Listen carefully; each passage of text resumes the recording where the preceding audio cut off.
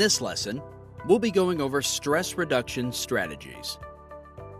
Once you identify your stress triggers, the events, situations, people, and problems that you experience as stressful, and identify the signals in your body and mind that alert you to stress like fatigue, irritability, headaches, eating, or drinking more, you can decide how you want to manage that stress. Go back to the video about why stress management is important if you need help identifying your triggers and reactions to stress. There are several strategies that can be used to combat stress. First, you can change the situation. Problem solving by prioritizing, delegating, and focusing are all ways to address problem situations at home or at work. Recognizing that situation is creating stress allows you to decide whether there is a problem to be solved and how to go about solving it. For example, you notice that working full-time and having sole responsibility for managing the household and the kids is creating stress. Can you delegate some of those tasks or prioritize them differently? Or you feel overwhelmed when you get to work. Can you set your priorities for tomorrow's work before you leave so you don't feel overwhelmed the next day?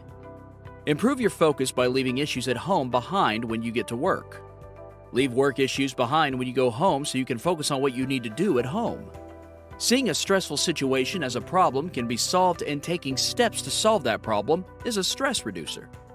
Clear, assertive communication is an important stress management tool. Should you talk to your boss or your partner about a situation that's creating stress for you? Doing so in a calm, clear manner is assertive, not aggressive. It's also taking action to change a situation instead of being a passive participant. Passivity increases stress. The second stress-combating strategy is to change your reaction. Negative self-talk like, "There's no way I can get this done," increases stress. Change it to positive self-talk. "This will be a challenge, but I'll try my best to get it done." This will make stressful situations feel more manageable.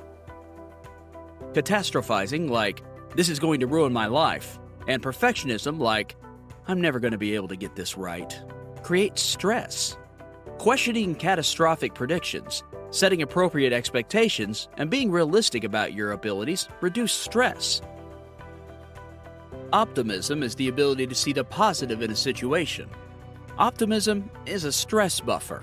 It can be cultivated through practices like changing negative self-talk with practice.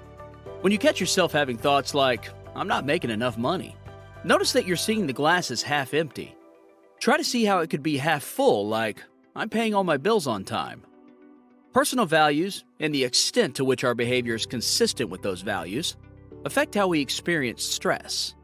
The more your actions are consistent with your values, the less stressed you feel. When you identify behavior at odds with your values, changing it to be more in line with your values lowers stress. Relaxation strategies are useful in a moment of stress. A brief timeout can help you cope better. Try going for a short walk or doing some stretching or yoga. Walk away from the stressor and count to 10 when you're angry.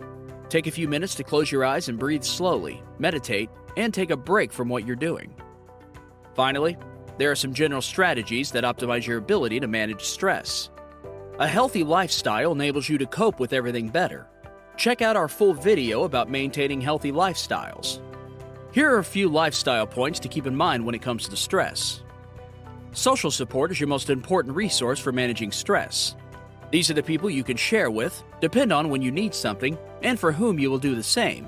Make time and space for them. Time management means intentionally managing the time you spend on various activities. Change your routine to adapt to stressful environments by making time for healthy activities.